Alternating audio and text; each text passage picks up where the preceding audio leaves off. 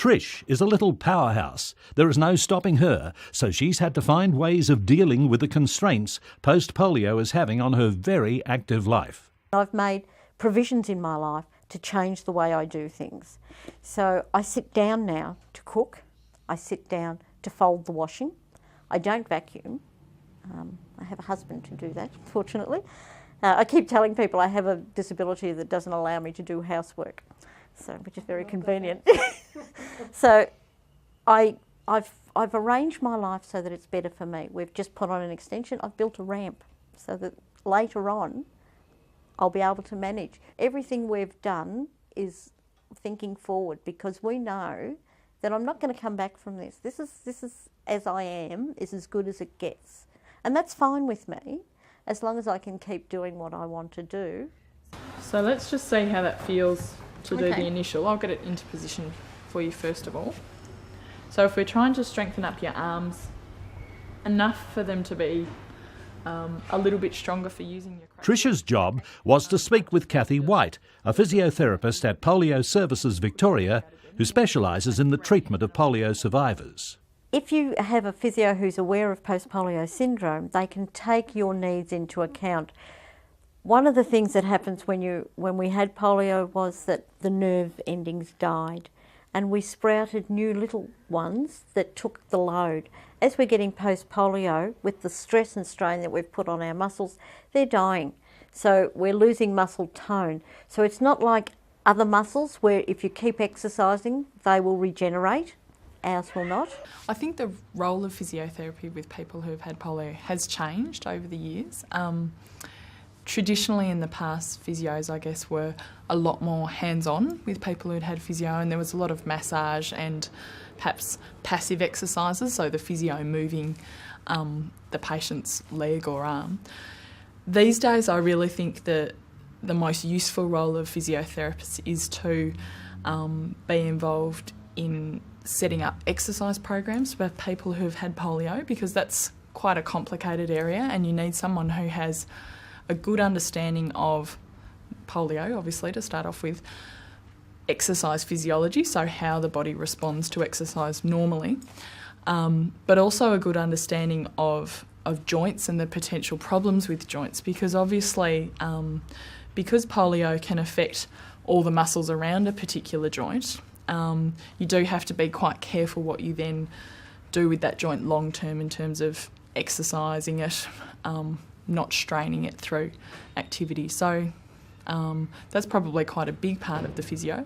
There is still some hands-on physio. So, for example, with Trisha, in the past she's come in and had really what amounts to tennis elbow, just tendinitis in the area around the elbow.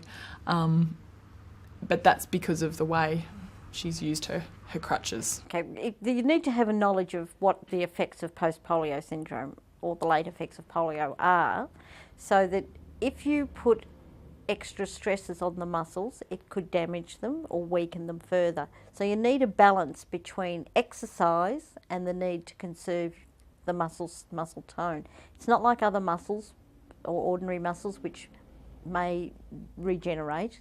Ours don't necessarily do that. They won't build up. It may actually damage them further by exercising.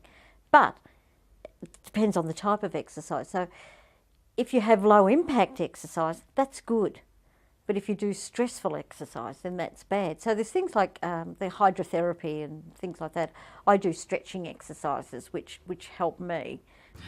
Exercise is a bit of a confusing area in terms of people who have had polio, but in the same way that it's important for everyone in the general population to exercise and be cardiovascularly fit in order to control other health risk factors like diabetes and heart disease, high blood pressure, it's equally important for people who've had polio. Just because you've had polio doesn't unfortunately give you immunity for all those other diseases. So I do think cardiovascular exercise in some shape or form is really important for people who've had polio. Obviously, it can become a lot harder to exercise if some of the routine types of exercise aren't that easy for you to participate in. For example, if you're wearing a long leg brace, or you need to use crutches or a stick when you're walking. Walking even further distances is not necessarily a great thing to be recommended for your joints. So often it's a matter of balancing the benefits of exercise, so the cardiovascular benefits, against the potential detrimental effects or side effects of, pounding the pavement on ankle or knee joints that have been affected by polio. Pace yourself. That's the big thing. Don't not do things, because you have to live your life. But pace yourself. You don't have to do everything, and you don't have to do more than anybody else. We would often talk to people, and it's really easy to say this sort of thing, and I think it's much harder to actually put it into practice, about trying to pace every activity that people are doing during their day. So if they're vacuuming the home, do one room at a time and take a break. If they're going to work and they're working a night shift, make sure that they're sitting down, for 5 minutes once an hour. If they're participating in an exercise class, make sure that they let the instructor know that they're not going to do the whole hour straight, that halfway through they'll take a little break. And the idea behind that is that you're allowing the muscles that become fatigued more easily with a history of polio to have a bit of rejuvenation time, I guess, just to recharge the batteries.